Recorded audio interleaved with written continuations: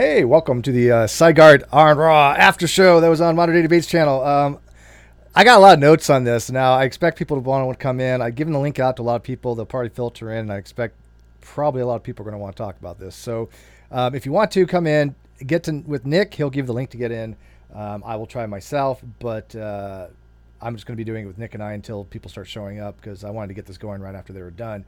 Because there's a lot of stuff that I wanted to get over. First, let me say I think it was a good discussion. Just my very preliminary review of it. I think both of them had really good dialogue. I think that both of them got along exceptionally well. I think it was a fruitful discussion. Did anything come out of it? Yeah, who knows? But I think that both of them were honest interlocutors, putting forth their positions from their personal perspectives, which I like to see. Right? It wasn't like, oh, let me show you, you why you're wrong in your position, but not put forth the position of my own. I think both of them put forth their own positions, and I like that very much so. So, Nick, I don't know. You didn't see it, right? You didn't watch the actual debate, so I can go over No, the I stuff was and get your I was feedback out, on and I it, got but- back just as it was ending. Okay. The people that actually watched it, like I said, let me know. I'll be reading the live chat as well. Let me put your feedback on that as well. I'm going to go over a few things from my notes and see what you guys think, and maybe ask Nick as well. These aren't time stamped, but I put them in at least as chronological order as I could.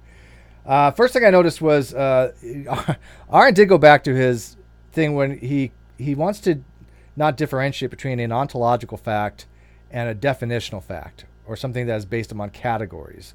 This is the same thing that he ran into when he talked to who was it, Dr. Jason, I think his name is something or other, that guy that was outside of the foyer with his clipboard trying to explain to him facts. I don't remember his name for life for me. It wasn't Luke Barnes, but it was something very similar, Jason something or other.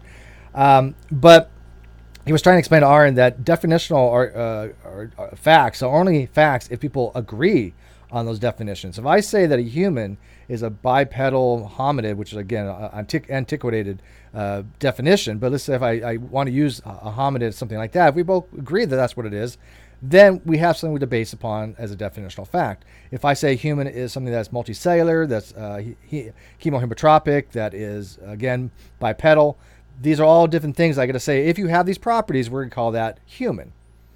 But you can't just say it's human by definition unless both people agree on that particular definition for human, right? Same thing for animal, because if I'm talking about an animal, we are biologically animals. But at the same time, if I wanted to differentiate humans from animals to talk about brute animals, then in that case, in that context, we would not be animals. But it has to be with respect to the discourse. So yes, we are animals biologically, if we accept the category of animal, but that's a definitional thing. That's not an ontological fact that we are animals. That's something we've stipulated to say these are conditions which make us to be an animal. That's something we can opt out of and say, well, no, look, I'm not an animal because I'm talking about brute animals now. Just like monophyletic versus paraphyletic. You're all fish, right? But at the same time, if you opt out of that monophyletically to paraphyletically, then you're no longer fish. So it really depends on the context of the discourse. And I think that's something that needs to be really brought out, because definitional facts are not ontological facts about reality. They're just facts that are stipulated because of the category that you're trying to describe. Nick, Now, where was he doing that? He's done that before a few times. He did it when he had a discussion with somebody. Looks like it was outside of a church, and I can't remember his name. He was a PhD in theology, and he tried to explain him this very concept. And Anthony Magnabosco was there and looking on, going, "Yeah, I get it." He looked like he got it, but Aron was saying, "Well, by definition, we're animals." But again, that's only if we agree on that particular set of descriptive things for that definition. Because I'm an animal biologically speaking, but if we're talking about humans versus animals, in that case, I'm not a human. Right? I mean, I'm not an animal. I'm not a brute animal, because we're making a differentiation there. Same thing as, am I a fish? Well, monophyletically I am, but paraphyletically I'm not. If I say I'm going fishing, does that mean I'm going to hunt humans? No, right? We make differentiations upon the type of discourse we're having. So these are not ontological facts. So it's not an ontological fact that we're animal. It's a descriptive or definitional fact. And when you argue definitional facts, you aren't going to get anywhere. Unless, again, two people agree on that particular definition, then you can make it work. But it's not something that's ontologically always true. Would you agree on that? Oh, yeah, absolutely. Well, I'd phrase it as sort of an a priori versus the ontological, but it's the same thing. Same principle. Eva says animals have to ingest other animals to live. Yeah, that's chemoheterotropic, right?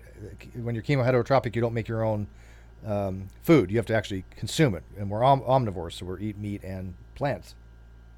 So I thought that was I'm the idiot in the room, so I'm having a tough time understanding how are we not ontologically animals? I mean, because what defines to be an animal is a set of conditions that we have agreed upon that describes that particular category, and everything in that set is going to have those properties. But if I'm talking about you know what a brute animal is, would be something like a wild animal. Humans are not brute animals. So if we're talking about a differentiation between man and beast, where we're using beast to be animals, that in that context we are not animals, right? Well, right, but aren't you talking about equivocation then? No, they're the exact opposite of equivocation. We're specifically distinguishing between the two types of uses of the words, not using the same two different ways in the same argument. Mm-hmm. What makes us an animal? Well, it's only because we're an animal is because we described a set of conditions that put us in a category. We're just a member of that set because we described the conditions to be an animal. There's something ontologically in the universe that says we have to be animals, right? I mean, are we in the set of fish? Is there ontologically, are we fish?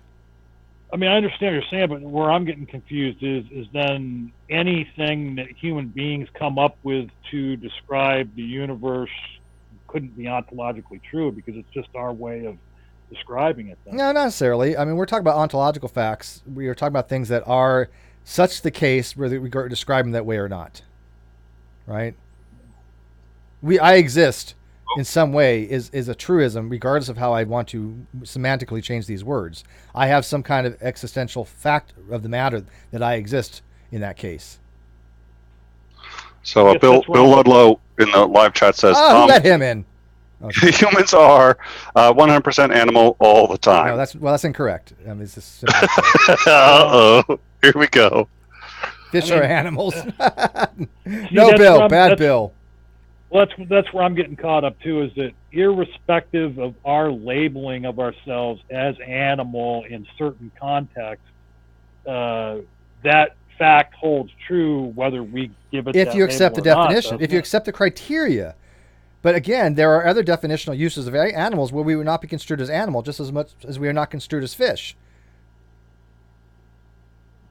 Right? I mean, we are fish monophyletically, but we don't use the term fish that way. Fish is a group. We generally don't consider ourselves fish unless you're reading something like Neil Shubin's, You're in a Fish. But typically in biology, we're not classified as fish. We're classified as animals, right? And animals are not fish, and fish are not animals. Well, fish are animals, but animals are not fish.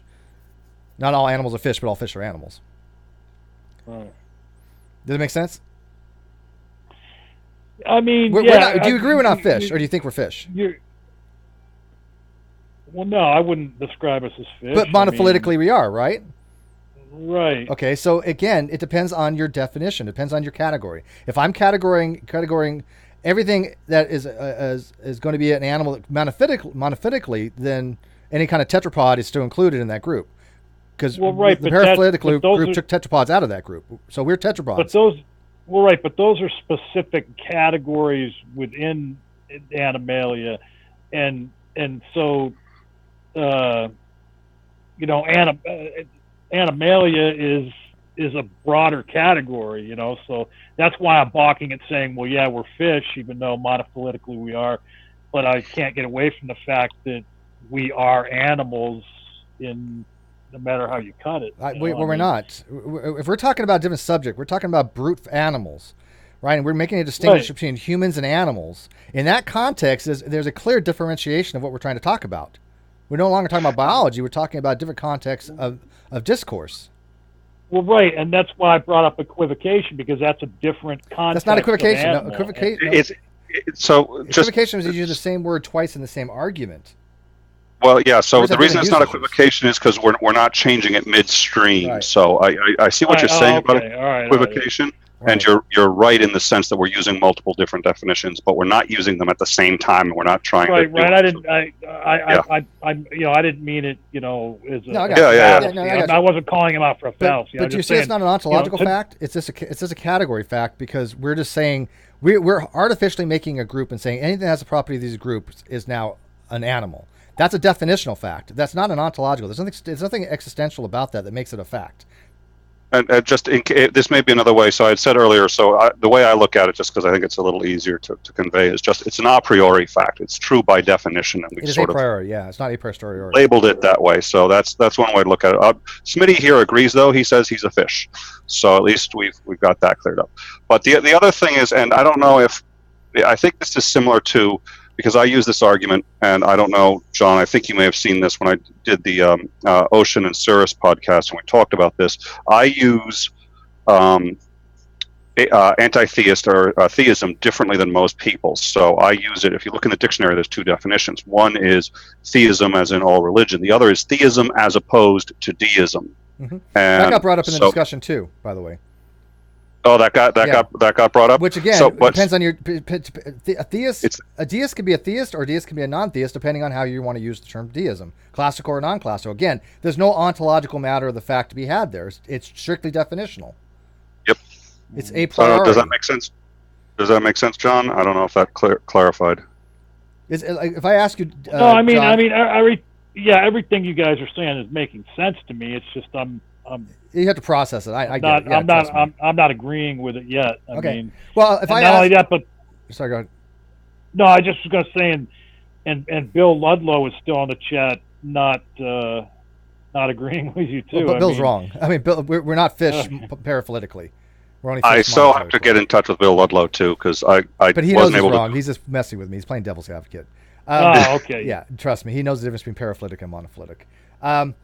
But if I say, I meant as far. Well, no, I meant as far as animals goes. He goes, where did we split from Animalia? Is one of his. Well, no, biologically we're animals. I've said that, but we are not always talking about biology. In some cases, in other cases, we're not animals. Right? Well, and Steve brought up, I think, a very good point. Sometimes we say animals as opposed to human beings, and you can use it in that context. Yeah, when we talk about animal rights, we're not talking about human rights, right? We have a differentiation there.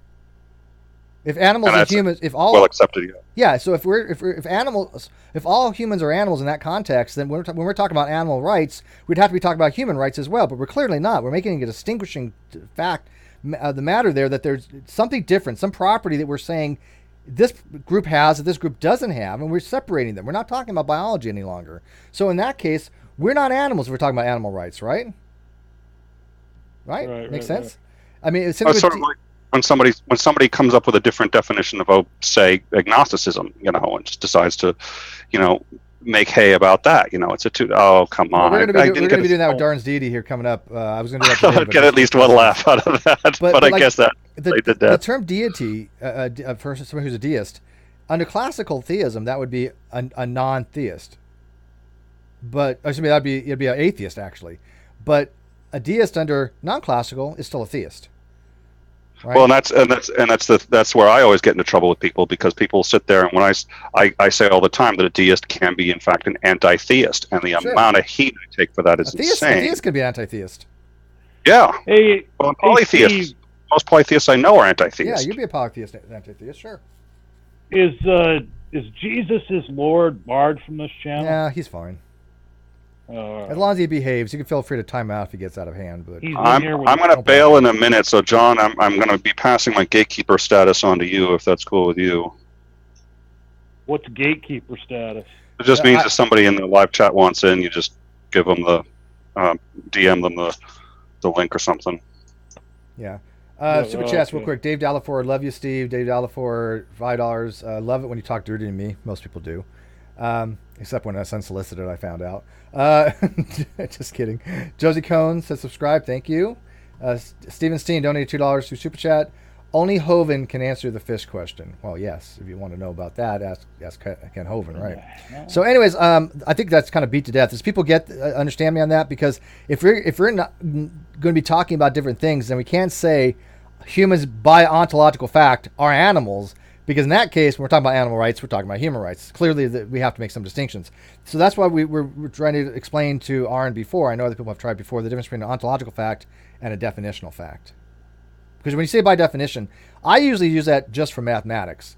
Now, there are other times it might be appropriate, but I just think it's better for mathematics. Like if I say I is by definition the square root of -1. If I say that 0 factorial is by definition equal to 1, that's a truism because it is by definition. There's no mathematical reason why 0 factorial is equal to 1 other than mathematicians like it to be so because it makes things easier for them. Especially if you have it in Taylor series, you'll find out 0 factorial equals 1 makes a Taylor series much, much easier to do.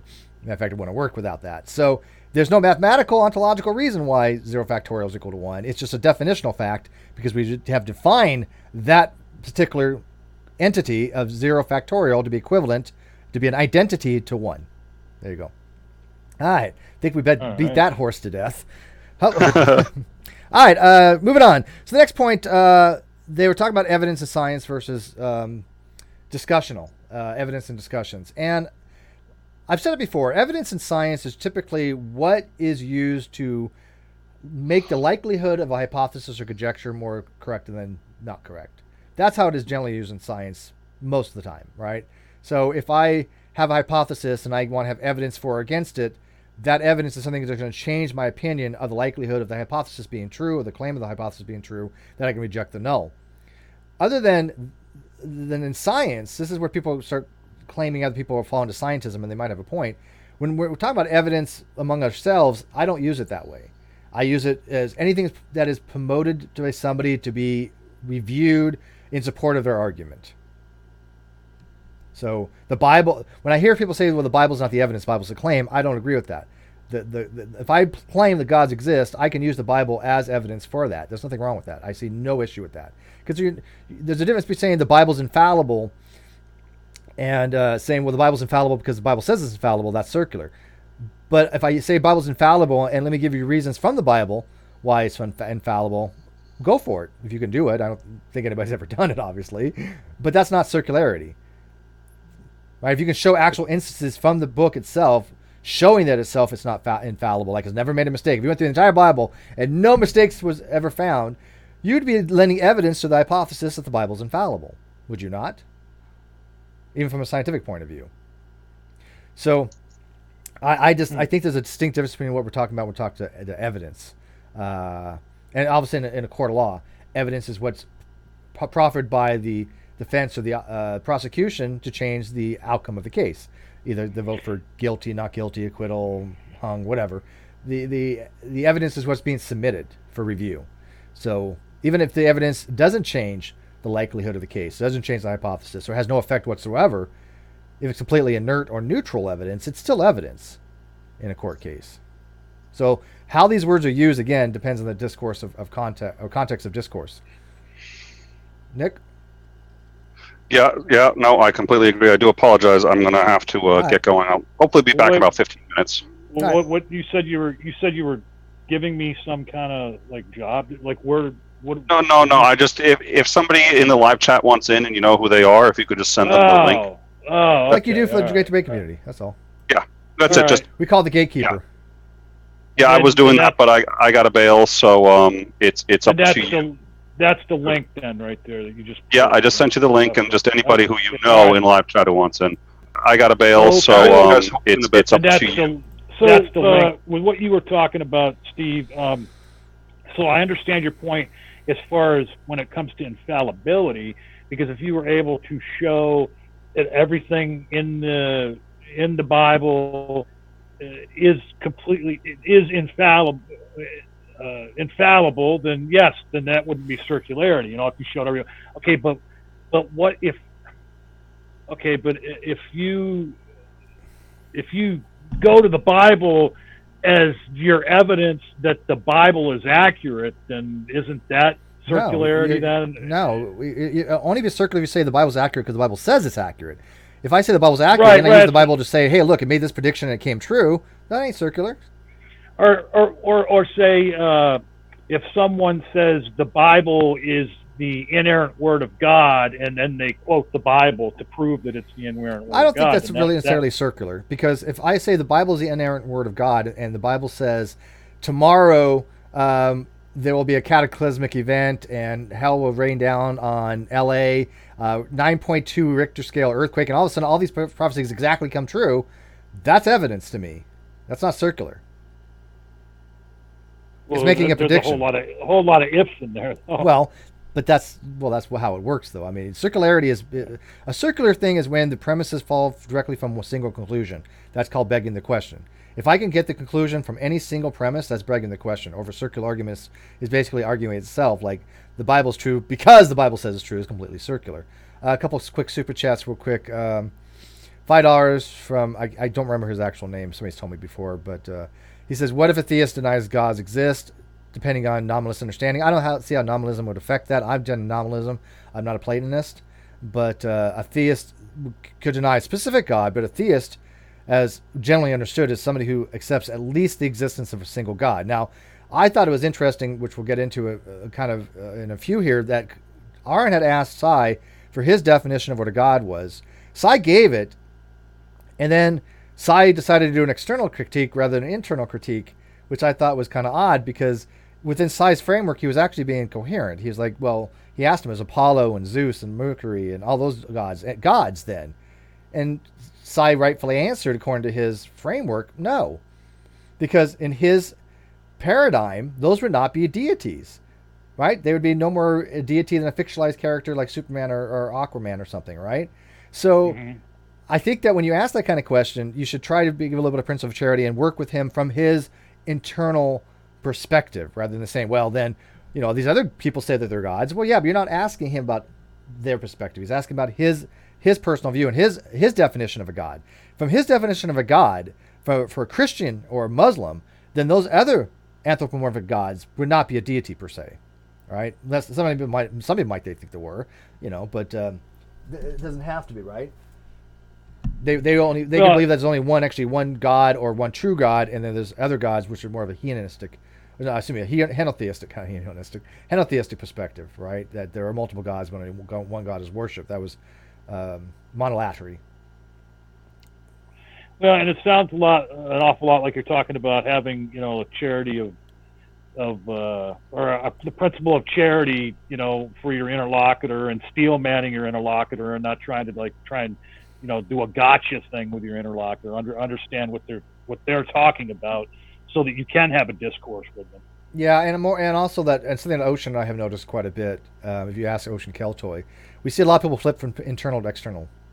And actually, when I talk about Darwin's deity video, which was actually Darwin's greatest hits video on Darwin's deity, it gets into some things I want to talk about with Darwin. I think he kind of has some odd things he was talking about. One of which was called the KK principle, which is heavily involved in the internalism versus externalist approach to theories of knowledge. So I'm going to get into that, but I'm not going to do that today. I was going to do it today, but I decided to do this instead. I'm still looking for an epistemologist to join us, because when you're talking about the KK principle, it's very complicated, and I don't want to mess it up myself. So if I get an expert in here, that'd be really great on the KK principle, strong belief versus weak belief for knowledge, because I'm kind of convinced that the KK principle only would work if you have a strong case of knowledge, which means knowledge requires certainty. I'm not convinced that that's the way to go. I believe knowledge is better off in the weak case, which is knowledge doesn't require certainty; it only requires belief. And of course, Steve, being true and justified. Do you know who Paul Cook is? Yeah, I know Paul Cook. Yeah, he wants in. Yeah. Okay. He's from Facebook. See. I think. Wait, Paul Cook. Why does I know that name? Which one's Paul Cook? I know that name. He's spelling it with an E at the end of it. Oh, yeah. Jedi counts. Yeah, okay. I know who he is. Yeah, sure.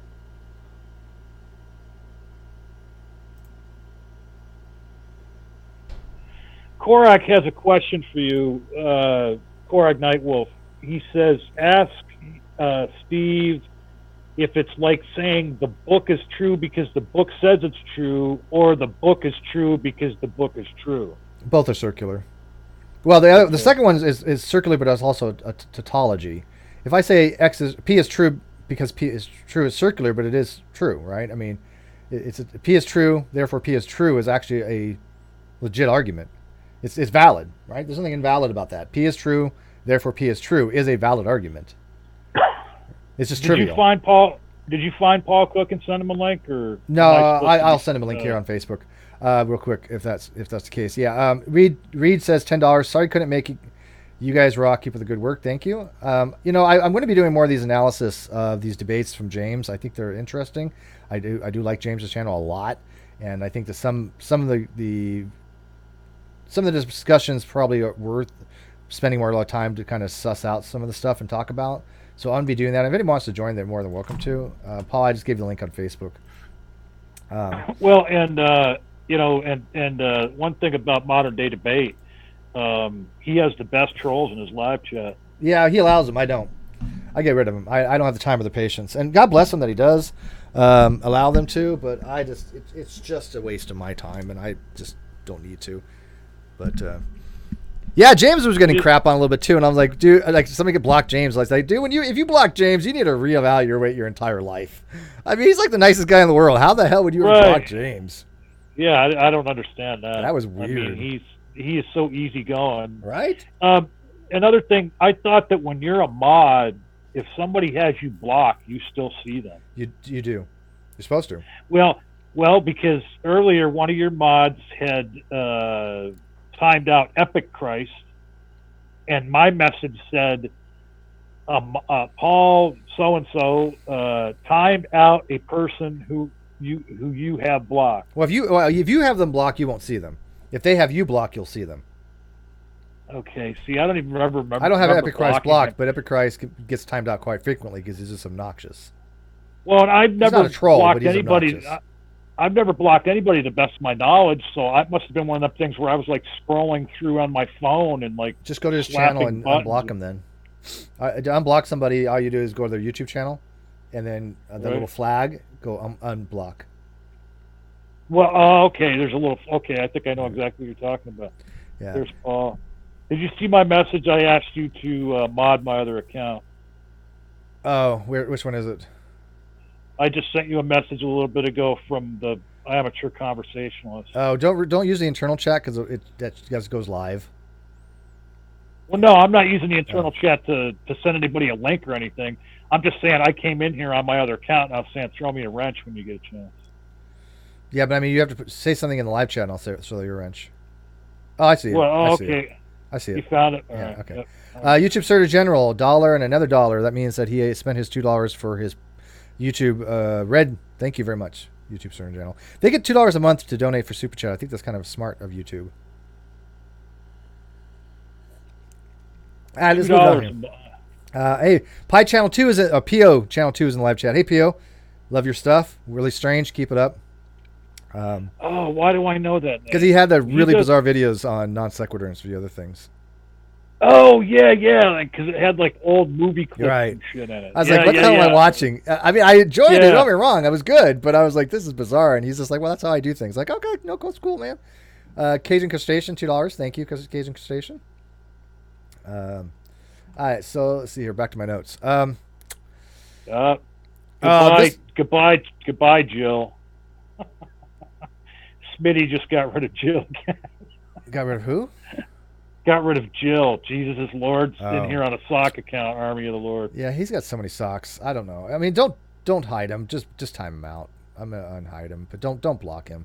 He can be annoying, but I don't consider him too much of a troll. So hey, Paul Cook, what's going on there? Hey, Paul. I'm doing all right. I didn't catch the debate at all. Oh, I just chimed in at the end of it. You could give us some feedback when we're talking about it. All right, so I'm not gonna dive into this too much. You're welcome, people. Okay, I'm about 1 minute on it, and by the way, you're welcome. But I like that Aron brought up again that he thinks that he was being lied to about the definition of atheism. He's like, I thought about atheism, a certain way, but then I realized that people were lying to me about the definition of atheism. It's a bizarre narrative that Aron has. I don't understand it, why he thinks he was being lied to about the definition of atheism, because there's no such thing as the definition of atheism. There are useful definitions of atheism. There are non-useful definitions of atheism. There are sensu lato, sensu stricto, sensu strictissimo. Many different definitions people use. Not one of them is the definition, as we've all explained to him numerous times. The narrative that it's merely just not a God belief is really promulgated only among American Atheists, Atheist Republic, and Atheist Community of Austin. He said something weird on Facebook the other day, that it was that way forever, that from the beginning, atheism was somebody who merely lacked a belief. He clearly didn't read his research on that, because Anthony Flew in 1972 made it very clear that he wanted to change it from the norm, which was the belief that God does not exist, to negative atheism. So his whole paper, Presumption of Atheism, was trying to convince people why he thought the normative case of positive atheism should now be negative. And so this approach that Aron says that it's always been this way is fundamentally 180 degrees backwards. And also David Silverman admits the same thing in Fighting God. He wants to change the direction of the narrative by changing dictionaries to what he thought was a better definition of somebody merely not having a God belief. So I thought that was really odd that he brought that up again in that debate, that he thought he was being lied to about the definition of atheism. No, I think he just has a fundamental misunderstanding of the topic, honestly. But again, I love Aron. I think he did a great job in this discussion. I'm really proud of the things that he talked about. I think he did a great job. I'm never going to agree with him on this. We're not going to talk about it. We just got it. I think that if he ever comes back and we hold powwows again, it won't be a discussion that comes up, and I'm fine with that. I've many other things that I think he's brilliant on that I'd rather have discussions with. But I will continue to inform other people of him being wrong on it. But hey, that's what we do, right? And if he wants to tell people I'm wrong, he can as well. Best person win, right? Let's go with the facts. I have the evidence. He has misunderstandings of the evidence. Take your best shot. Let's see here. Somebody says, Aron seems to have a conspiratorial mindset because that narrative of him being lied to. He has said the same thing to Ozzy, which he did when Ozzy and him had a debate on the Place or NGC Studios. Exactly the same thing he said. You're right. He appears to be thinking there's a conspiracy around him and atheists. Well, he thinks that theists have infiltrated the scholastic world, and thinks that theists have somehow taken over academia and philosophy such that they have the definition of atheism to be somebody who believes that God does not exist. He doesn't realize that's the preferred standard stipulative definition most philosophers use, bar none, most of them being atheist. And there's reasons for that, because I've tried to explain, you're right, Christensen's trying to explain, but Prull's trying to explain, a whole bunch of people have tried to explain to him before that his usages lead to problems, but he doesn't know how to address those problems properly. But again, we admit philosophy is not his thing, just like cosmogony is not his thing. But he admits that. Second best, Bob, 10 pounds. All the best from England. Oh, shoot, man, we got English. Dude, you're up late in England. Yeah. I got to start having earlier hangouts for you UK folk. And I like having right. And that's what I just told. I exchanged some DMs with Topic Thunder before. God, I love her. Isn't she the best? Yeah. Oh, yeah. I go back and forth with her on Twitter. I adore her. She is so awesome. And I told her, because I said, yeah, periodically I'll have a stream in the afternoon so that she can be on and not be like in the wee hours of the morning for her in England. Yeah, no, that's what we're going to do. By the way, Garte, I gave you the link via DM, so please come in if you want. Yeah, I'd like that as well. Yeah, please, maybe from the UK. Yeah, I'll do that, Paul. I'll have earlier hangouts about noon, which is 8 your guys' time. So yeah, that'd be great. There's a couple other things that I noticed. Something is impossible if not logically impossible. There's different types of possibility, and somebody called, I think it was actually Epic Christ that noted this, and he actually got it right. Aron was talking about modal logic, and I think that he made a mistake here. When we say something's impossible, we have to differentiate what we mean by impossibilities, because there's different types of impossibilities. There's scientific impossibilities, biological impossibilities, physical possibilities, and there's also logical impossibilities, right?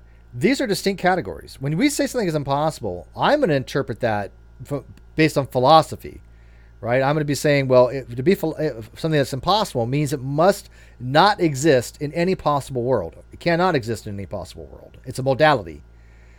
To a biologist, if I say, hey, this isn't possible according to, I'll just say humans, I'm trying to think of a biological thing. Humans asexually reproducing, okay, is impossible.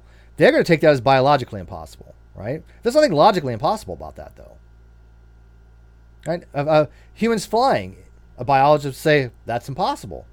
But to a philosopher, they're going to say, no, that's not impossible because that's not illogical. To a philosopher, something that is impossible if and only if it is logically impossible and cannot exist in all possible worlds. So let me give you the three modalities here real quick, John. So you know, if something is metaphysically necessary, right, modality-wise, if it's necessary, it must exist in all possible worlds. If it's impossible, it cannot exist in any. If it's contingent, it must exist in at least one. Or possible, I should say. If it's possible, it must exist in at least one possible world. This is called possible world semantics. So if I say it is possible that P, that would mean that something has to be about P that exists in some at least one possible world to us. That make sense? Yeah, so I mean, like God is not, like for example, like Zeus is not impossible, right? It's completely logically possible to have a God that, you know, exists, that's in charge of thunder, right? That's not a logical impossibility. Zeus exists in some possible world, right? Because that's what it means to be possible. But if we're talking about like a biological impossibility, then that's completely different. Like if I said, hey, Sai, is it possible for a human to asexually reproduce? No. Yeah, because it's biologically impossible. But if I say, hey, Sai, is it logically impossible for a human to asexually reproduce? I have no idea what that means. Is it a logical contradiction? No. No. Okay, and a logical impossibility is usually a contradiction, right? If I say Right. that a square circle is a logical contradiction, a square circle cannot exist in any possible world. It is actually impossible logically. It's nothing to do with biology, right? Biology doesn't give a shit if it's a square or a circle. It's geometry. So we have to talk about the differences between what we mean by impossibilities. So when Aron was talking about something being impossible, he needs to clarify what type of impossibility he's talking about because, again, Sai's going to take it to be biological or physical. I'm going to take it to be philosophical. Welcome, Sai. You did great, man. You did really good. Oh. But Aron did well, too, so I don't think either one of you did poorly. Well, you know, Aron and I go back a ways, and we had a very interesting conversation a couple of years ago on his channel, but more recently, and you know this very well, Steve, we've teamed up on your old channel. Mm-hmm. What do we call it? The old non sequitur show? It's still the non sequitur channel. The non sequitur show is dead. Non sequitur channel. He could call it that.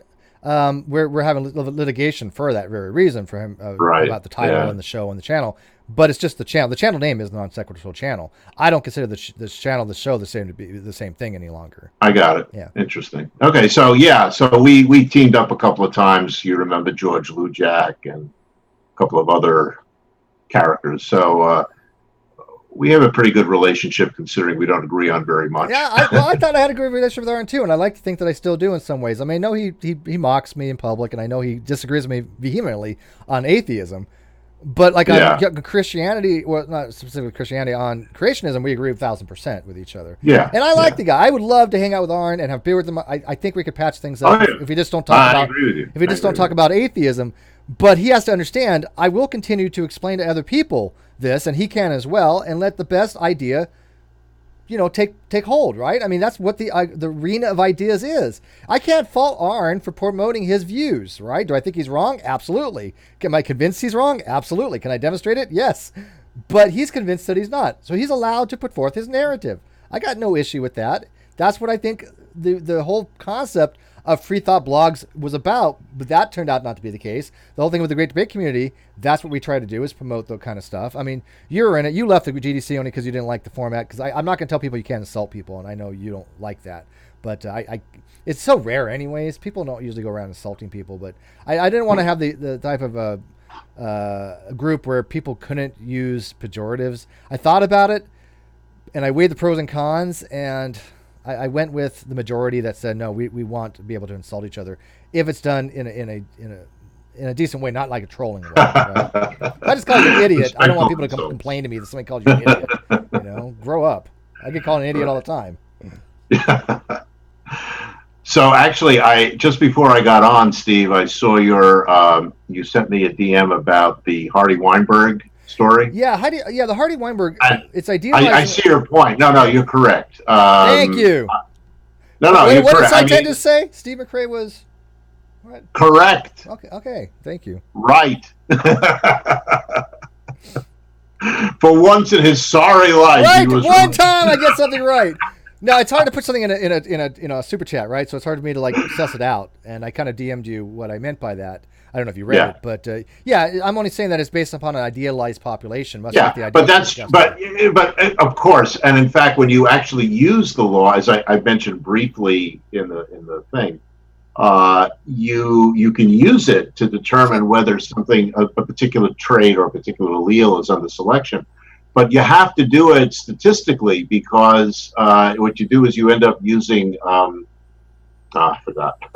You end up using one of the statistical methods to determine whether or not Tai Chi. it's in or not in Hardy-Weinberg equilibrium. I don't know. There's so many different Alpha Nova, A Nova, Tai Chi, Tai Chi. It's a chi-square. That's what it is. Yeah, chi-square. I've done chi-square actually. Thank you.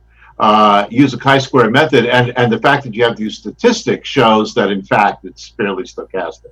You don't get a definite answer, but that's true for almost all physical laws. You mentioned it's like the ideal gas law. It's true. Because ideal gas, there's no thing as ideal gas. It's a fictionalized. There's no ideal gas. There's a philosophical concept. I don't know if you've heard of it, but it's called a useful fiction. Yeah. And I'm cool with that because I think. Oh, we don't use that in science. You don't use it in science. It's a philosophical term. No. Scientists don't go usually around saying ideal gas law is fictional. It's a useful fiction. No, and it wouldn't serve a purpose for them to do so, although that would be true. But that's a philosophical approach because it's fictionalized, but it's useful. We do use ideal gas law all the time. But anyways, thank you for clarifying that, and I'm glad that I was able to work that out with you because I knew that if you and I had the conversation, you get what I was coming from because it is based upon an ideal population. And I don't know the 6 categories, but this was something I was reading years ago, right? You as a biochemist, you probably don't even use a lot of that stuff often, do you? Oh yeah. Do you? Or did you? Yeah, because we discovered my group discovered a new polymorphism in a gene that's fairly important in metabolism for carcinogens, for certain carcinogens like the ones in cigarette smoke. And we wanted to see whether it was under selection. And the way you do that is you do Hardy-Weinberg. You look at the frequency of the genotype versus the frequency of the allele, and you plug it into the Hardy-Weinberg equation, and you see if it fits. If it doesn't fit, then the thing is under selection. So you found one SNP. Yeah, it turned out it was a SNP. It was in the it was not in the structural gene. It was in the regulatory region, and so we thought it might have some effect on the. It turns out the reason this was interesting was it's only found in an African population. It's not found in any other population, which means it's fairly recent in the human. Well, you know what we need? We need an actual one of these days. We'll have a hangout and just talk about DNA. We'll talk about mutations, SNPs, regulatory functions, mRNA. I would love a primer on that again because it's been so long. Yeah, you should get. You could get Jackson and also IP would know quite a bit about that. Inspiring philosophy. He knows a lot about. Really? I know he's a smart guy. Don't get me wrong. I mean, I like IP. Oh, they're both brilliant. I didn't know he knew a lot about biology per se. Oh, okay. He knows quite a bit. That's cool. Yeah. Anyway, a primer on that. There's maybe some other people I have to think. All right. So let's move on here a little bit. You missed the beginning part of this. I don't know if you saw it. Oh, I wanted to say one other thing to you. I remember we had that very nice discussion with Fuzz-Rana. Hmm? Right. So last week I was at a meeting of the American Scientific Affiliation, which I mentioned on the discussion, and I got to meet Hugh Ross. He was right there giving he gave a talk. We both gave different talks at different times, but I ran into him at the cafeteria, and he had seen. Nice guy? He's a great guy. He's everybody loves him, and he had seen and talked to Fuzz about the show that we did. Oh, he watched that one. I mean, he was in the next. Yeah. He was the one the prior week, but he was the one prior, right? Okay, so we watched it. What do you think of it? Oh, he thought it was great. Really? He was really thrilled. I think. Good.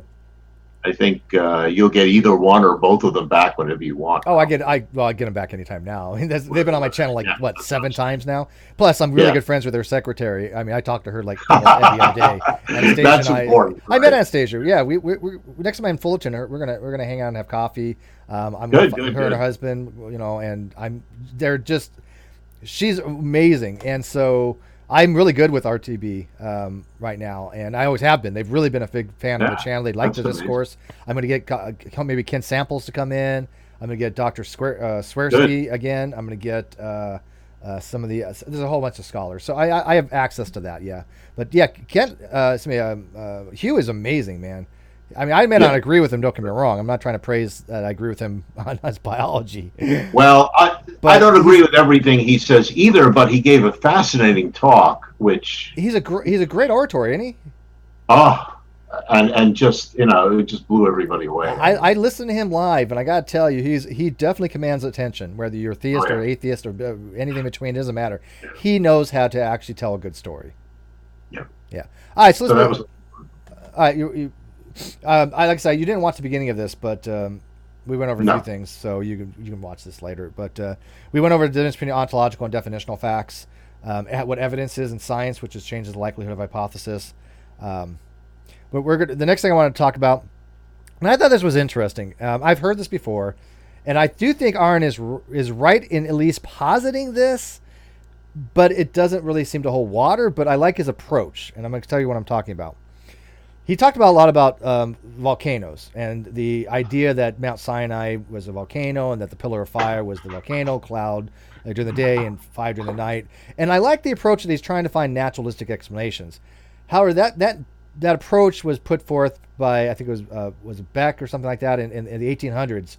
That found out to be wasn't the case. It's not a geologically active region in that particular thing. That volcano, there's ones around it, but it's not, cyanide has not blown in 10,000 years or anything like that. So there's not evidence that it was a volcano back then. But I like the fact that he's trying to approach it from that point of view. But it was, I think it was Beck, I think it was Immanuel Velikovsky had actually promoted that idea as well. Yeah, and I think actually it's either Sigmund Freud or Edgar Cayce, one of them. I think it was Sigmund Freud that promoted it as well. But I've looked at that before with volcanism, or this volcanism approach to the deity, for these the narrative that these have a natural explanation, and I think that's great. I think that science should look for natural explanation. The things that we used to think were a deified type of thing, right? So I like his approach, and I just don't know how much that holds water. But I need maybe somebody who knows more about that particular topic to discuss it. Yeah, not me. Have you heard of that one before, Nick? Volcanology or no? So maybe I missed. He was trying to say that Mount Sinai was when God was coming down the mountain and stuff like that. That was actually a volcano, and that whenever you talked about being burned by fire and brimstone or fire and rain down from heavens, that was actually volcanic activity. Okay, I haven't heard that one at all. I've heard it, but like I said, I remember trying to find. I think I found something on it before, and I'm trying to find out what it was. Sounds a bit like the Gehenna argument. I need a better bookmark system. Anybody know a better bookmark program? But it depends on. I mean, if you're on Chrome, you can get almost anything you want. I need a better bookmark system. At any given time, I have like 300 tabs open on Chrome. Okay, so yeah, I found it. Sorry. Yeah. I don't. No, I use one tab, which lets you hit the thing. All of the tabs collapse into one window, and then you can sort them easy enough. It's great, I found something on the theophanies, which are basically a theophany is basically God talking to man. When somebody sees a God, these are theophanies. But they were talking about one of the visible manifestations of God being something that they witnessed on a volcano, right? Probably smoke, probably apoxia, some noxious fumes. There was probably a physical component to why they were visioning something in these types of theophanies. So I think it's an interesting approach, don't get me wrong, and I think that Aron is perfectly fine for promoting that. I don't have enough evidence one way or another on it. Maybe people that are experts on that could actually put that narrative as something that is plausible or completely implausible. But I like the fact that at least he's trying to find a naturalistic explanation, because I think that's what science was supposed to do. Would you agree with that, Si? Like, even as a theist, should you still try to find naturalistic explanations, even if they're from biblical origins? Oh yeah, I mean, but you see, that was a complicated discussion. That part of the discussion is very complicated to me because my basic view is that uh, even in the cases where I think that God did it, whatever that might be, I still want to know how He did it, and I always say this. So I don't think you ever give up on trying to find natural scientific explanations for things because just to take an example, if life began by a divine miracle, but you still want to know what the mechanism was. I mean, Right. I agree with you on that. I would. Even if God existed, I'd still like to know what mechanistic means he used. right. The issue I have would be, and I'm not picking on Christianity, but in the Christian narrative, there's very specific things that have happened in the Bible that people have faith have used them to try to use to justify their belief in a Christian deity. Now, if each one of those was found to have naturalistic origins systematically, that would be like one chip at the wall each time. And then when you actually say, well, what's left here that I can actually hold up to prop as to my belief that God exists in the Christian God. So that's the part. The biblical part is always very hard for me because I'm not very well read in the Bible. I've read. You mean both? No, trust me, I'm not. Yeah, but the point is that I don't see the Bible as being a science book in any sense, or being scientifically, or the purpose of the Bible to be one of explaining how things happened.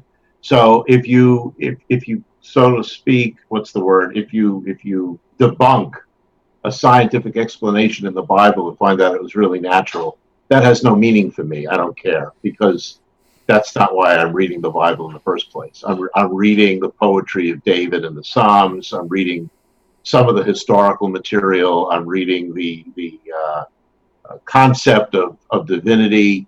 And of course, in the New Testament, I'm reading it a little bit, more because I feel that the New Testament is telling the story of Jesus Christ, which is of great interest to me. And one of the interesting things about the figure of Jesus Christ, who Christians believe, and I believe was God incarnate, is that he spent a lot of time on earth and he never mentioned one word about science. He could have easily said, okay, guys, gather around. Here's how the universe works. There was a singularity. And, that would be kind of cool if he did.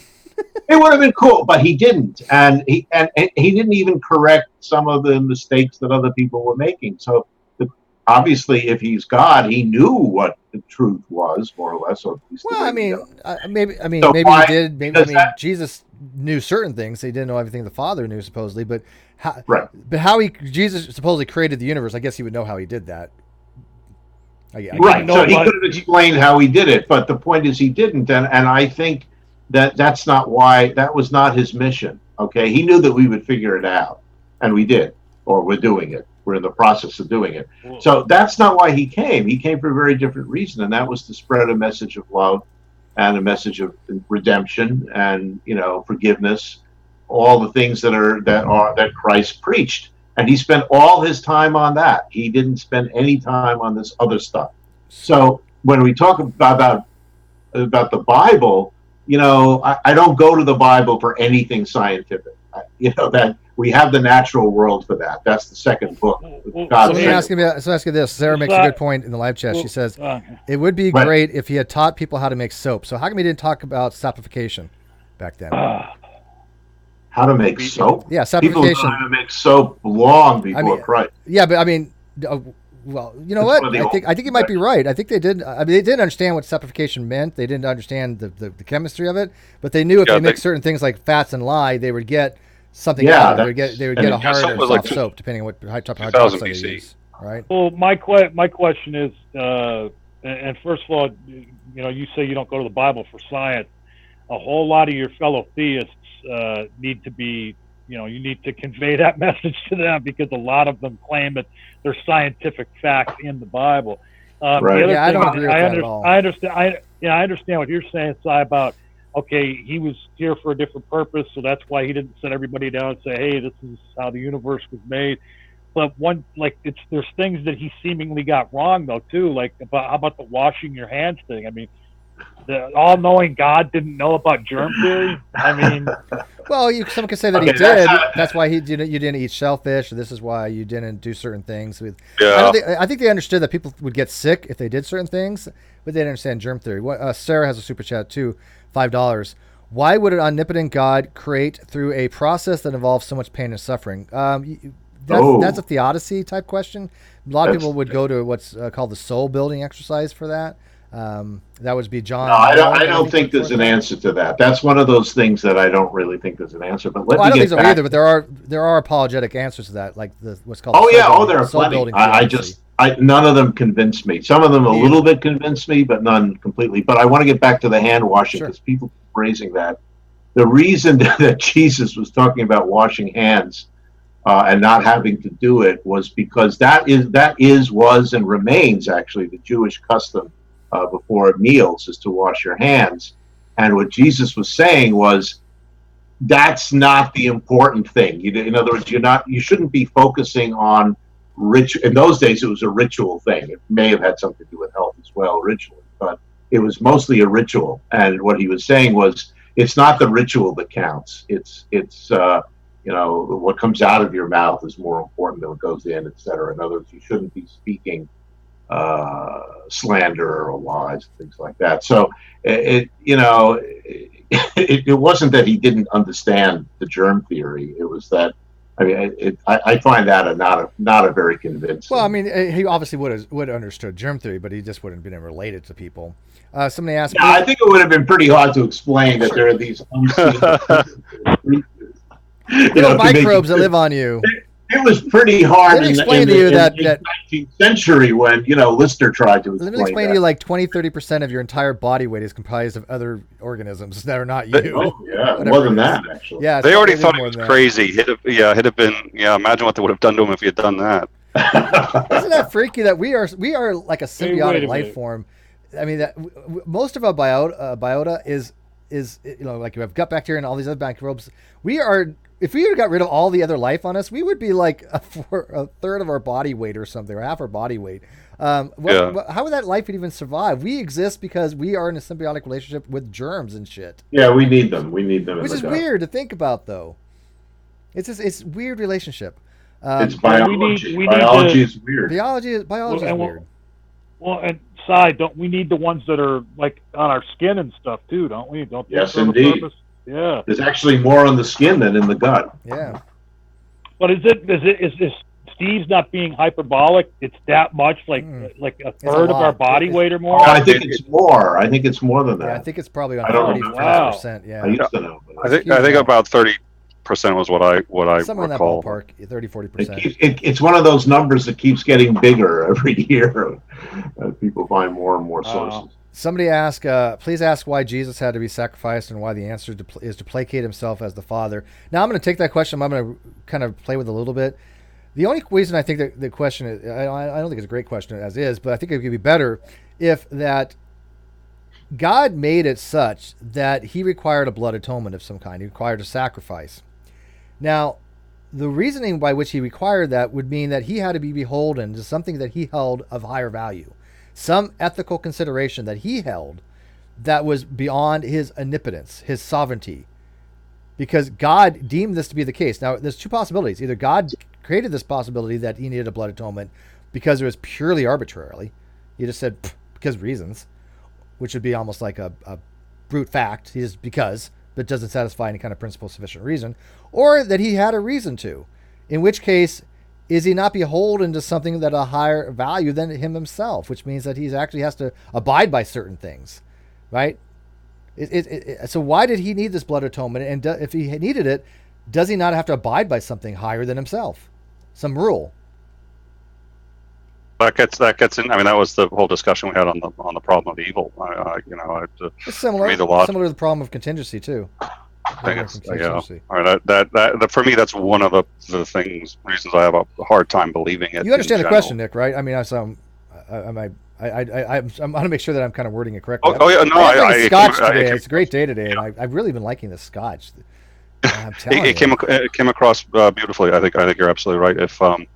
I mean, the essential argument, if I can rephrase it, is, if there are rules, which there appear to be, why are there rules? Mm-hmm. They're either there for his pleasure, or not necessarily. You understand what I mean by, but for his pleasure. For some reason, he wanted them, or because he's beholden to someone right, or higher something. than him. Either as metaphysical necessity, these rules must exist, or he created them. If he created them, he created them with purpose and a reason, or he created them arbitrarily. I don't see many other options. Yeah, I think that's a conundrum. So does that make sense to you? The easiest way out of it is God works in mysterious ways, which is what you'll eventually resolve to, I think.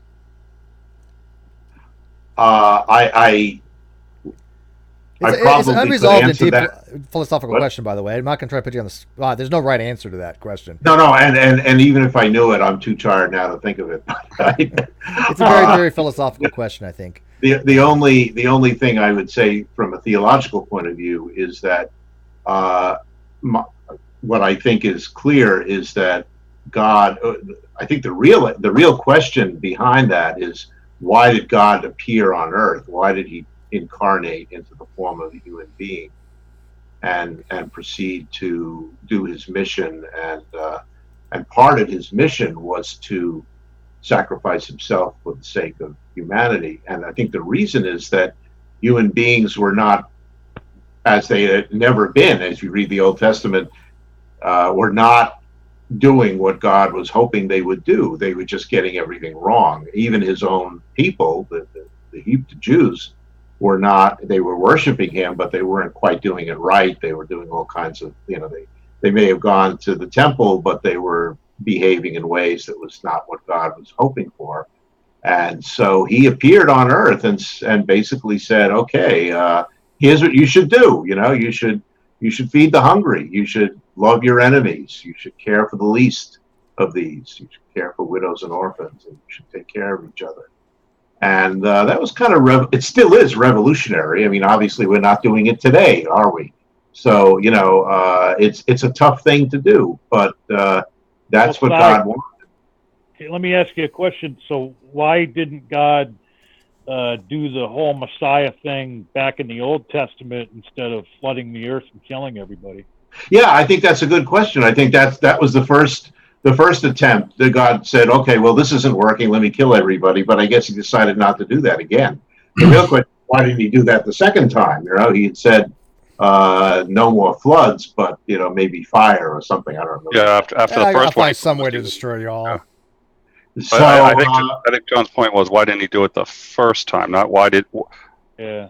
Yeah. Why did if he could do a blood sacrifice? Why didn't he do it the first time? Yeah. Why kill everybody? Right. Yeah. By that measure, my curiosity is, what is the mechanism that even does anything with it? Like, so what that he killed himself? What does that do? What is that effect? Well, that goes back to my question about the rules. What makes it that rule a rule? Yeah. That Why not just wiggle his nose? Why? There's a need for a blood sacrifice? There's not a physical need for it. Yeah. Well, he doesn't have a nose, David. Checkmate. Yeah, you're done. anthropomorphizing. Fair enough. Yeah, I mean, It's a difficult that question is like many other questions that we could ask about why did God do this or didn't he do that? And, we don't know. We just simply don't know. I like to know why God visited people way back then, but anybody who's asking for him to show up now gets nothing. Well, not everybody. I don't Some know people get some. Yeah, but I mean, the measure by which the people who apparently have some kind of divine revelation or some sort of interaction with the supernatural is pretty tenuous at best. I mean, at one point in my life, I would have thought that I had that, but being able to better distinguish this from other experiences now, I wouldn't assume that as a first choice for sure. Yeah, I mean, we all had experiences. Aron has had experiences. I think Einstein's had experiences. I think everybody has experiences of some kind. It's how they process it and what the conclusions they want to come to. Brains do weird things. But see, people have asked me why I'm agnostic. One of the reasons I'm agnostic is because I've had personal experiences, right? I can't evaluate them to determine, to my clarity, whether it was a supernatural or a divine thing or not. I don't know. right? How to answer that question. It's not that I don't have knowledge on it. It's just I have not evaluated it. Sai's evaluated it. He's landed on that. Okay, they're actually legit experiences, and they're from divine or supernatural origin. Oh, I believe people are having legitimate experiences. I just don't think there's any way to speak to the origin, and it seems... Hang on. Aron I was in the middle of the sentence. Aron has evaluated them, and he's come to a different conclusion. He said, that he is determined that they're not of supernatural or divine origin, right? I'm agnostic. I don't have a clue whether they're divine origin or not. I haven't made that decision. So when somebody asks me, why you're a fence sitter, one of the reasons I'm a fence sitter is because of personal experiences that I've had. I haven't determined, in my mind's eye, enough evidence to say those were not supernatural experiences, or they, were supernatural experiences. And so I just put that towards the God question, and I just leave it an unanswered question, and I suspend judgment on it. So that's one of my justificatory conditions. When people say, well, Steve needs to justify his agnosticism, they're exactly right. I do, and that's one of the reasons I have my justificatory conditions is by my personal experiences. Somebody could argue whether your personal experiences, they don't mean anything to us. You're right, but I'm not trying to justify them to you. I only have to justify them to myself, just like Sai only has to justify them to himself. Right. I mean, the most important thing to know about me is that I'm not an apologist, and the reason is because I just simply don't know enough. Yeah. But I am never trying to convince anyone to either believe me about my own experiences or to convince them to, become a believer based on either my experiences or anyone else's experiences. It's not something I can do. I don't know how to do it. And I'm not trying. You're not an apologist. You're not trying to convince people. You made it very clear that you're trying to talk to people that are of faith that are having problems, and I respect that. Don't get me wrong. I'm not trying to convince people to agnosticism. You've never heard me try to ever evangelize agnosticism. That's right. You're right. Never. That's true. I don't give a crap whether you're agnostic, atheist, theist, or whatever. I just want people to be rational, critical thinkers based upon the best possible understanding of some of these topics. And so I don't go out there and say, I'm gonna convert all you to agnostics. I don't care. You can be all the atheists or all theists. It makes no difference to me. It's not like I like to understand where people are coming from, but I mean, if they change their mind about something, that's not the ultimate goal. The ultimate goal is to have honest conversations. Yeah, and to understand, if people change, that's fine. But I've converted more people to atheism than I have to agnosticism, I think. Yeah, fair. Can I ask you a question, Sai? Go ahead, David. Do you think that the fact that there are people who have personal experiences or miraculous experiences to them is good evidence? That depends, and what it depends on is what they think. So let me give you an example. When I was 16 or 17, I was more militant an atheist than Aron is.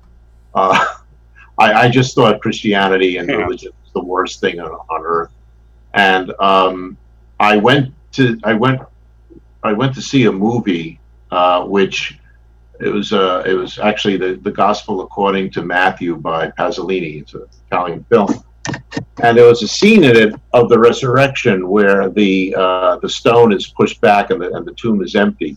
And while that scene is being shown, the background music shifts from a very somber Russian hymn to a joyful African melody called Visa Luba. And that instant is emotionally powerful, no matter what you believe.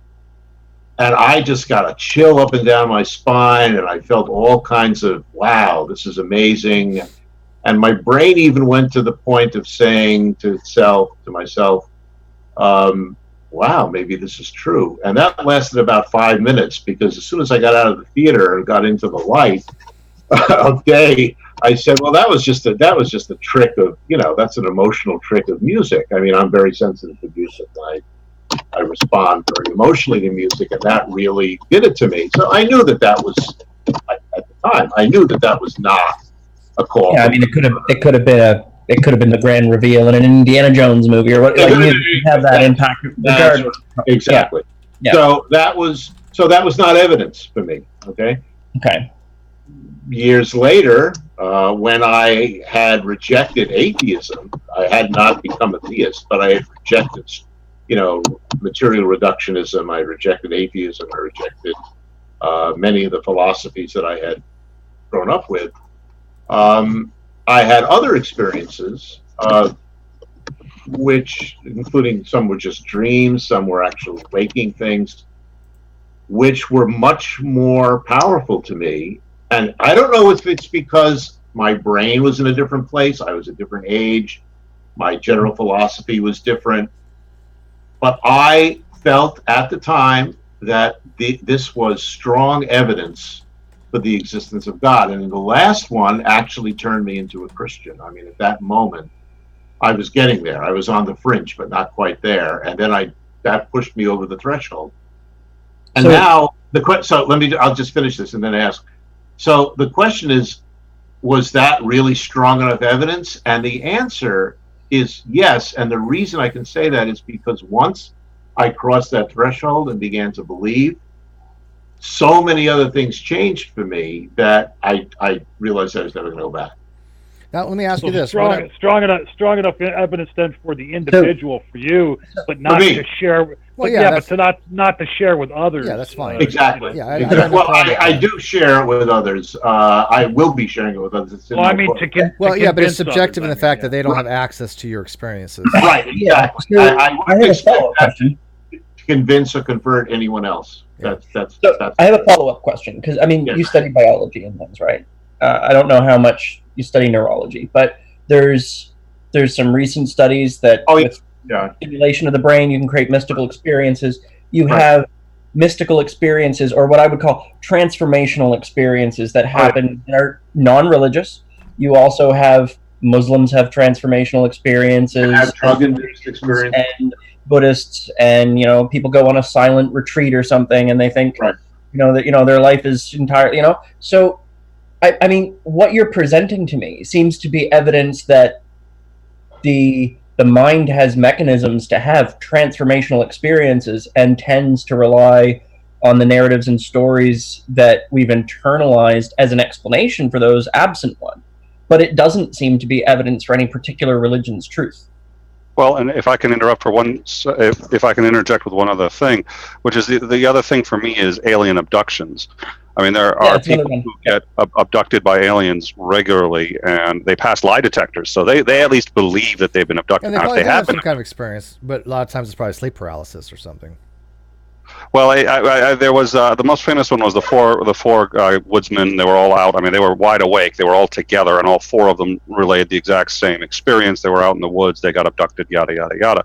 Now, I don't think it's probably true, but there's two possibilities. If it's true, that would, in my mind, preclude a biblical God, because I don't think in the Bible it really is prepared to deal with sentient alien life. Or it's false. If it's false, you have people who have very strong beliefs that can pass a lie detector that they happened, but they aren't true. And you get those beliefs across every religion. You get it across all sorts of, and sometimes it's a religious thing, sometimes it's aliens, but whatever it is, it's clear we are capable of having experiences that we can't understand. They're actual beliefs. They're actual beliefs, though. These people are not lying. They absolutely are. But that's why I think if someone's going to convince me that their beliefs were real, you would have to actually explain why yours are superior to the one who claims alien abduction. Well, I don't think that would be possible. I think that's too subjective for that. So I could. I don't know about that. I think. Dave, hang on. Stop. Yeah. Go ahead, sorry. I think I can answer both David and Nick in one shot, maybe. I left out a lot, and that is that David asked about what about all the other religions, and the reality is that when I first started thinking that maybe there's something else out there, I was not a believer, but I was curious, and I guess I was exactly where Steve was. I was an agnostic. I was an agnostic, and I was curious, and I investigated several other religions fairly deeply. You remember I'm a child of the '60s, right? So yeah. We have a lot of my generation did a lot of that investigation. Some psychedelics, perhaps. Buddhism, psychedelics. I mean, Aron even talked about some of it, and I looked into Judaism. I looked a little bit into Islam. I definitely looked into Buddhism. It all turned me off. None of it had any. I didn't feel any connection with any of that. I intellectually had a connection with Christianity because when I read the Gospels, I found them convincing, not not that it made me believe that Christ was real and divine, but it sounded like pretty good history when I read them, especially the Book of Acts and some of Paul's letters. So I was already sort of predisposed to the idea of Christ. If there was a God, I could see that Christ could be God incarnate. So Christianity was not, it didn't have to do with my background. If anything, I was anti-Christian more than anything else. But it did have to do with actually investigating various religious claims and practices. Real quick, And Dave, like- hang on. Who's got is it Dave? Is that your mic or Nick's mic making all that background noise? I don't know. Sorry, let me get away from the music playing. My Yeah. apologies.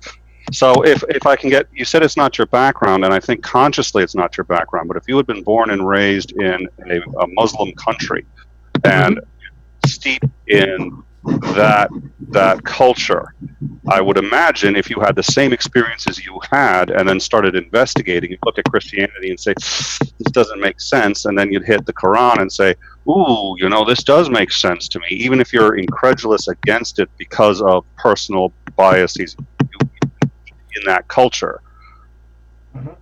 It's possible. However, I also know of people in Muslim countries who converted to Christianity, but it goes both ways. So that could be true. I mean, I don't know what the truth is because that's a scientific position. We never say we know what the truth is. What we say is we work to try to find the truth. Yeah, science is provisional. It has the best tentative explanation given It's provisional. the That's best right. possible You data. try to get the best explanation you Right. can.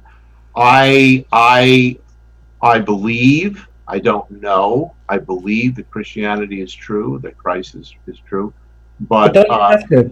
I don't. What's that? Sorry.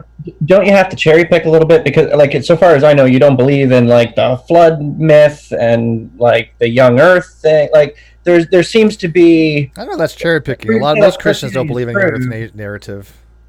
like there's yeah, but I mean Christianism is a the small Bible sect has of Christianity. certainly some scientific inconsistencies. Like, if you put the right animals together, you'll get spotty ones or stripy. And Jesus didn't particularly come back and correct the record in a whole lot of ways, really. So I could recommend to you, I don't know, 30 or 40 books written by devout Christians who are also scientists who will debunk the flood, the snake, anything you want. I mean, what Steve said is true. Unfortunately, the young Earth creationists, kind of dominate in many ways, but they're actually not. They're losing ground worldwide. Yeah. They're still pretty powerful in the U.S., but I think the future of Christianity is not going to be this whole biblical literalist thing. You have to remember, it's 100 years old. I mean, this is By the not. way, I'll give you props on that side. You made a point. I didn't mean to interrupt you. I'm sorry. Sure. Your mic was kind of cut out a little bit. You want to finish that? No. I actually, to tell you the truth, I'm going to have to run in about 5 minutes. Okay. But Well, we're going to be Good wrapping point. it up. I got one more thing to talk about, then we're done anyways. Then we're going to call it a night. But I like the fact that I know you weren't trying to compare Aron to creationists per se, but Aron does take things hyper literally. He reads the Bible hyper he's literally. not alone. He reads, Many atheists do. But Aron has the same thing that Ozzy and I and other people have noted with Aron. He reads too much into the words themselves. He pays so much off semantics and so much from dictionary definitions and things like that. I think it precludes him from learning the concepts properly. And I think it's a detriment because if he learned the concepts, he'd be formidable even more than he is. But since he keeps falling back to, well, this is what it says, this form, I'm going to take it, strictly as written, that's not necessarily the case. And I think that's a bad approach to especially biblical exegesis. But real quick, my unfinished journey, $5. Awesome getting the chance to see two such giants of knowledge and intellect, especially on a topic, discuss the issue with mutual respect. And by the way, Aron does have a lot of respect for you. I've seen him diseviscerate or try to eviscerate theists. He does. I don't think at all he puts you in those categories. Some whack job. I think he has a lot of respect for you because I've seen him go. Yeah. You've seen him go after other people. It was nice you guys have a good discussion. He has respect for both myself and IP, which I was very glad to hear that. I like IP. I do. I like IP. He's brilliant, and I don't know how he knows as much as he knows, but he's really a smart guy.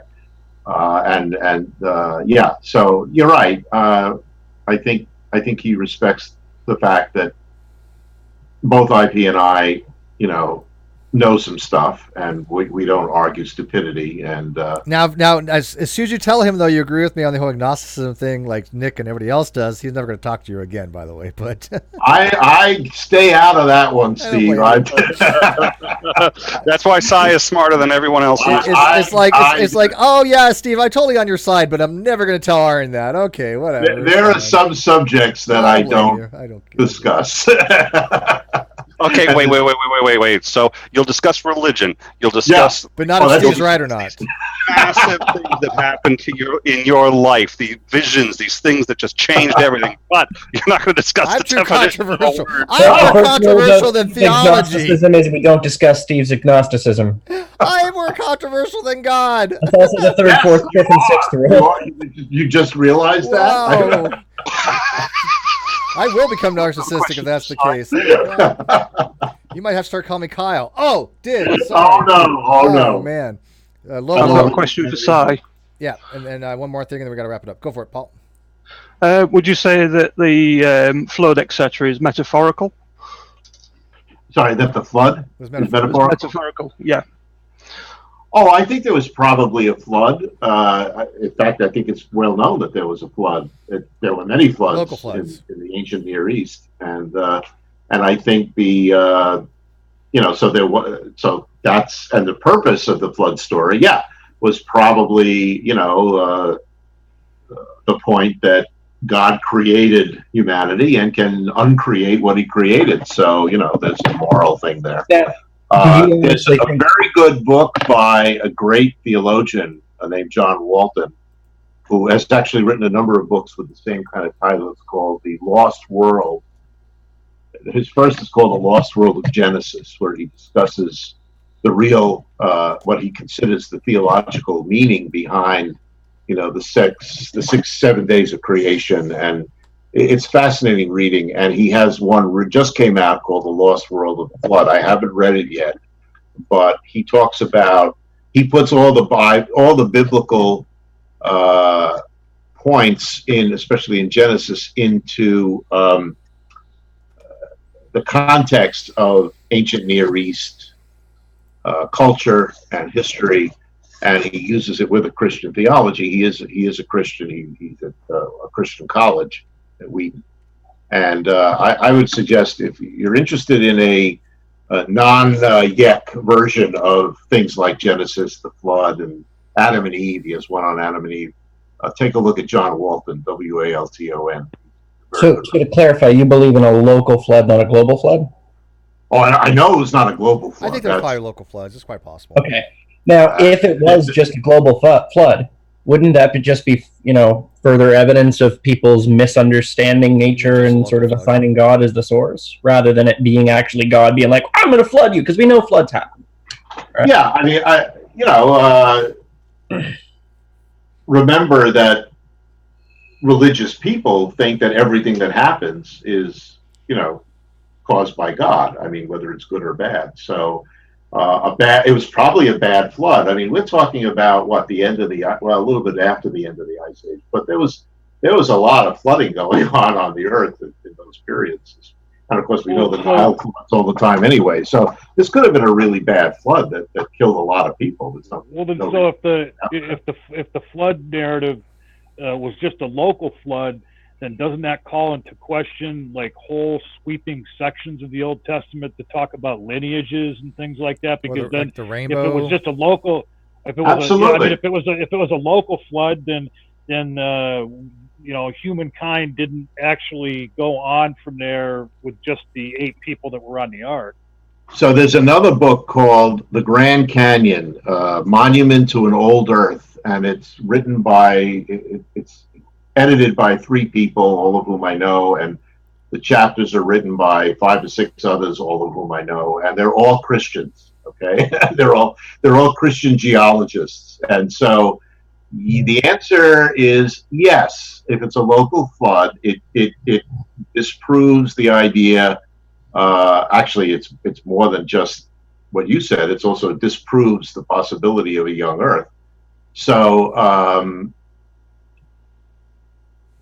what I think is important for non-theists or atheists to understand is that there are several versions of Christianity, and I'm not talking about denominations. I'm talking about the way we read the Bible. And the group that is constantly pounding online about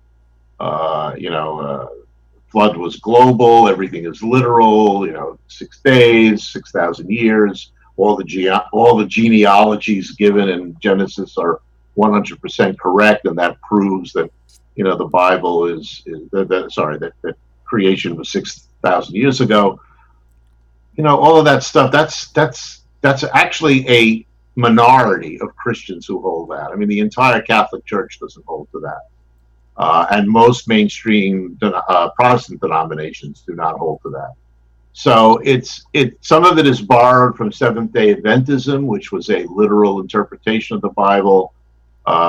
Before that, old Earth was assumed by everybody, even though evolution was still a little tricky. So it's important to understand that you can be Christian, and this is one of the reasons I wrote my book, and why I try to talk to students who come from a Christian background, and then they go to college, and everything they learn tells them what they learned was wrong as children. And that doesn't mean they have to give up their faith in Christianity, because Christianity is not defined by biblical literalism. It simply isn't. Never was. Some think that it actually is, though. But 24% in the U.S. believe that the Bible is the literal word of God, according to Gallup poll. Written by God and translated. Well, that's really good news, because that's low. That's down. It was. It used to be 30-45% one time. Oh, it was 60% 20 years ago. In 2000, it was 60%. Yeah. So that's down tremendously. I think yucks are going. I think yucks are having a hell of a time. I think that they're having issues. They're going away. I find that because, and I think a lot of it has to do with what people are seeing online, and I think it's a group effort. But I think that a lot of people are seeing they're losing, for what and they know it. This is why do you think losing. Kent Hovind is talking to every single person he can find? Apparently, he's doing another thing on modern day debate. Why? Only schmucks talk to him. I have no clue why anybody. When he starts begging to come back on my channel. Actually, Nick, I got to tell you, between you and I, both schmucks in that case. You did a great job compared to what I really regretted doing that. I sincerely appreciate that. Thank you very much. No, I'm serious. Yeah, and I think part of the reason was that you were laughing, and that was the correct approach. And I wish I had thought of that. A couple things real quick. Tammy T donated 5 through Streamlabs. Have a coffee on me and keep up the good work. Thank you, Tammy T. By the way, I am going to be doing hopefully more on Streamlabs. I don't know how it works. We're going to figure it out next month, I guess. But if you want to donate through Streamlabs rather than Super Chat, that's fine. Kawasa W 10,001. Everyone take good care of health in hot weather. It's monsoon season here in Asia, and monsoons feel like walking into a musky room smelling like sex someone else had. What a thought. Oh, geez. Thank you for that. Okay. What an image. Yeah, thank you. A question for you, Cy. Since you're a theist, there's a particular person that's been in the live chats lately, and I was in a hangout with him the other day. It's Jesus is Lord, and he keeps asking me, "What denomination of atheist are you?" Do you have any idea? Do you have any idea what that? What a nonsensical question. I've never heard that. I don't know what that means. There's no denomination of atheism. And the thing is I would have thought he was just like joking around if he had asked me once or twice. But he keeps, every time he sees me, he keeps asking me, "Hey, quit dodging my question." I'll answer it for. I'll answer it. Hey, Jesus is Lord. Atheism is the belief that gods do not exist. There is no denominations. Period. There you go. If you find me a reference, this is what you do. You say, okay, can you cite me a reference of what you're referring to for denominational atheism? Because I'm not familiar with any such concept. I think it's absurd. I don't see it in any philosophical literature. What are you referring to? There you go. That's how you answer that question. Well, did Yeah, you this hear is about trolling. the atheist in this? This was a big story. The atheist was crossing the border in Ireland during the height of the secular violence, and he gets pulled over and say, "Oh, uh, we need to know: are you Protestant or Catholic?" And he says, "Dude, I'm an atheist." Yeah, but are you a Protestant atheist or a Catholic atheist? That's actually deeper than you think. No, it isn't. I know exactly what. Trust me, I know exactly what. There's a lot of people. That's pretty funny, actually. That joke is. Very they're good. all cultural Catholics and cultural Protestants. But we gotta wrap this up. There's one more thing I wanted to go over real quick, and I know we're running out of time. So if you gotta take off, but I'm just gonna throw it out there and we can discuss another time. But I do want to another time talk about defining God into and out of existence, because Aron, I think near the end, did something that drives me nuts. And I've gone after him before. You cannot define God out of existence. It's not a rational approach to take. You cannot say this is why can't this exist? Because it's impossible. Therefore, definitionally can't exist. That's not how any of this works. If it's that simple, people were not having discussions and arguments and debates and dialectics for 2,000 years and 4,000 years, 10,000 years. How long people have believed in gods? If that was that simple, you can't. Yeah, just that say, went way over my head. Well, I didn't even know how to. I will argue the same thing against theists when theists try to argue God into existence using semantics. You cannot argue God in or out of existence using semantics. That doesn't work that way. It's the ontological argument, but flip to the other side. I mean, if he's going to use that argument, then just use the ontological argument against him, and every objection that he hits you with to the ontological argument for God, you just say, well, the Exactly. Yeah, I didn't like when he said, well, because you asked I him, don't like the ontological argument for God. I never. but you had asked him, how do you know your experiences aren't supernatural? And he's like, well, they can't be. Well, why not? I don't think he can justify his position on that at all. I think he has a very, very bad position on that myself. But I don't think that we have any reason to think that the experiences would be supernatural, right? I mean, that's a far cry. But he's claiming that they cannot be. He's saying that they cannot be. Bye, everybody. Gotta go. I can take off. Have a good one, guys. Thanks a lot. This was a good Si. after show. Great discussion between Aron and Si. It was a lot better than I thought it was going to be. A lot more cordial than I thought it was going to be. Aron was in really good form. I'm glad to see him doing, what he does best. He has great discussions. I think just when he dives into philosophy, then I have to push back. And I know he doesn't like that, and I know he probably doesn't respect me for it. But I hope you guys do. That I'm not going to base my opinion or my arguments on who somebody is or their statute. I'm going to base it on their arguments. And although I have a lot of respect for Aron, I think he's a great guy. I think he's a heart of gold. He is one of the nicest guys I've ever met. When I think that he makes some philosophical faux pas or things that I don't agree with, I'm going to stand out and I'm going to say something about it. If that makes me a bad guy to some people, so be it. If that makes me the person who causes schisms, so be it. But I mean, would you rather have somebody who disagrees with somebody merely because that person is who they are based upon their position rather than what they say? What does that tell us as a community? So I think that, I'm trying to get people to be more like me on that. To look, if you think somebody's wrong, say something. I get it all the time. But the other day, I had somebody that I thought was incorrect on something on biology. They thought I was incorrect on it. We sussed it out. They realized they had a misunderstanding.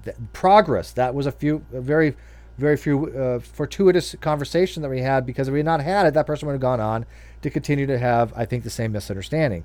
So because I stuck to my guns, because I said, well, I think that you're wrong, but things change, but you know what, let's look into it, then that person would have still had the same misunderstanding. I think that's what we have to have a takeaway for all things, because if we're not willing to question people for what they say rather than who they are, then we're no different than any other tribalistic group or any other group that's based upon the leader says something we must follow. And I'm not going to ever be like that. So anyways, guys, thanks for watching. Dave, thanks for joining us. Nick, thanks for joining us. John, Paul, thanks for joining us.